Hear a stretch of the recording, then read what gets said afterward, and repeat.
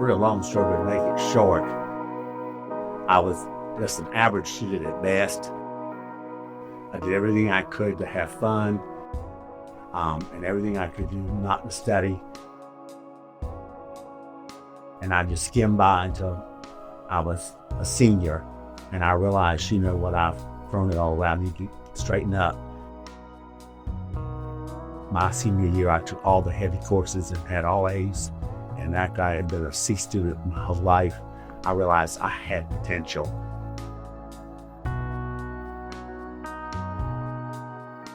And I had a guidance counselor who made me mad by saying I was not college material. And in spite of her, I went on and tried to, I was on the D's list, getting the highest scores on some of the tests. And all the teachers would say, the highest score on the test again was Joe Pye.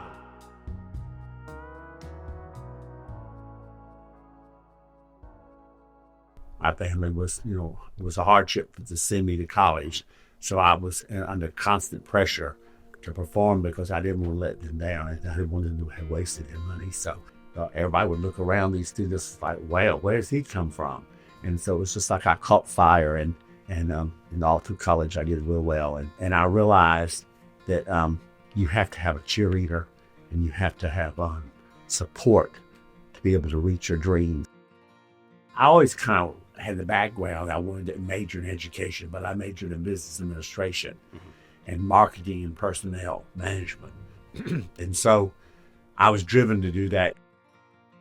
My first job was in the financial business, and it was not a real good experience because I realized that I wanted to help people. I didn't want to stick them with loans that they couldn't afford to do. I couldn't talk them into spending money they didn't have. And I realized, so I quit my job, and I went to tell my wife that and she was a teacher at the former school that we grew up in, and principal saw her being upset and me telling her the news, and he came up and he questioned. He said, well, you don't need to be in the business world anyway. You're a gifted teacher. That's what you should be doing. I'm going, what?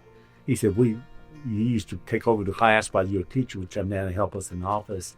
So I think that's what you ought to do. Let me send you out as a student teacher. I'm going, but I can't afford to go back to college. We're newlyweds and we need money coming in. I can't afford it. And so he sent me out that day. My first day there in Charleston County at Alice Burney School, I was in the Teacher of the Year's class, board chairman, student was there, the principal student child was there. So these were all the movers and shakers, and they were in and out of my room all day long. And I was questioning, they don't think I'm doing a good job. It was just the opposite. That night I was offered the job. I was the last non-certified teacher to be hired in Charleston County.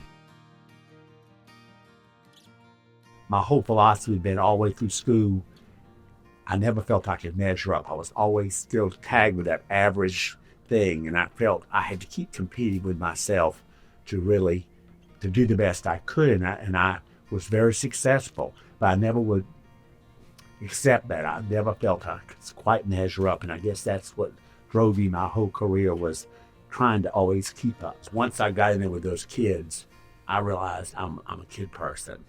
I'm a teacher.